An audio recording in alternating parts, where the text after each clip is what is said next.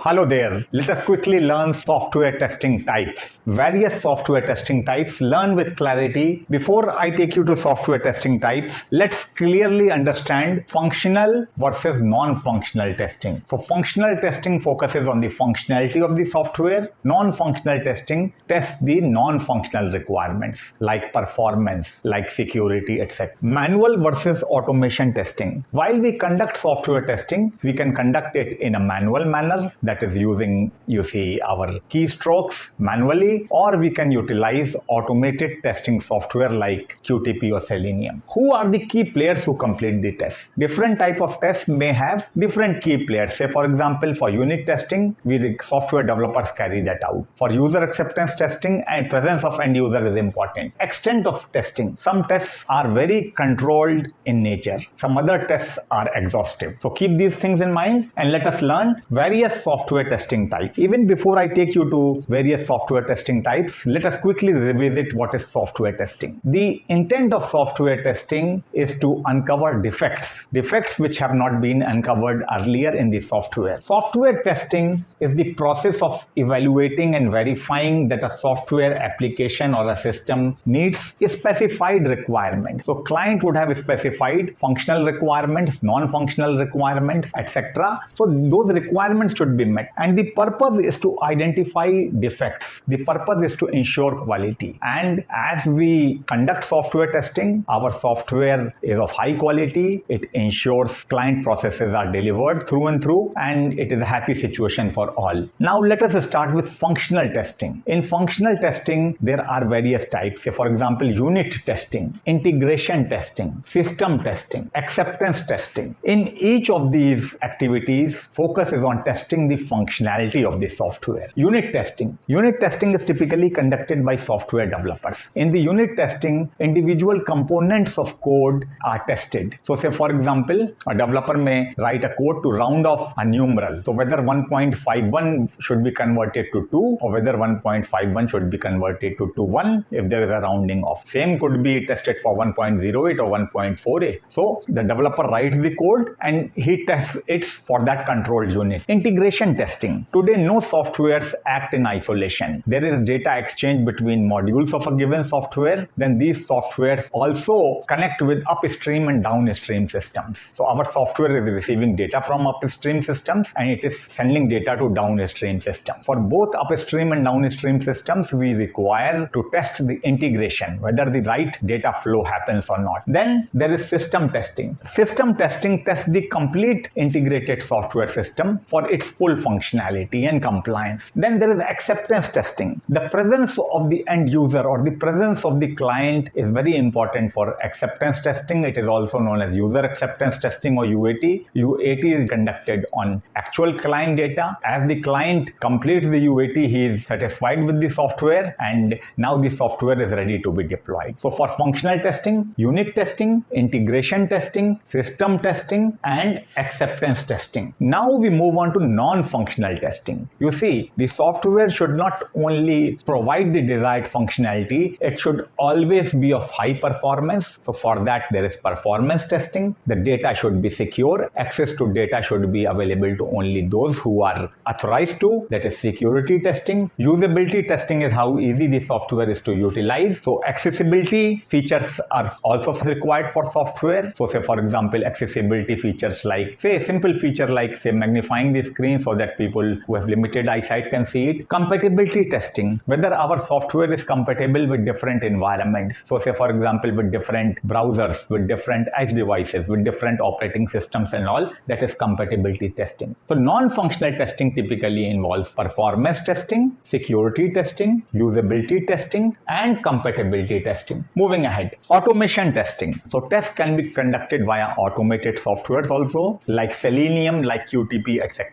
Automation testing ensures that the coverage is wide and the Extensive tests can be repeated in a time-bound manner. Agile testing. Now, in an agile environment, the whole team, you can call them development team members, whether they are developers, whether they are UC testers, whether they are other roles, everyone coordinates cohesively to complete this testing. Types include test-driven development testing techniques and behavior-driven development testing techniques. So this is agile testing. Then there is regression testing. You see, software is delivered in multiple iterative cycles. For sure, in the next iterative cycle, software will be equipped with additional features. But regressive testing ensures that while we deliver additional features, we also ensure that the earlier available functionality is performing without any problem or without any defect. It ensures that the software is working correctly for both earlier versions and this current version. Then there are these two testing types, smoke testing and sanity testing. Let us understand that. Smoke testing is a preliminary test to check the basic functionality of the software. It is often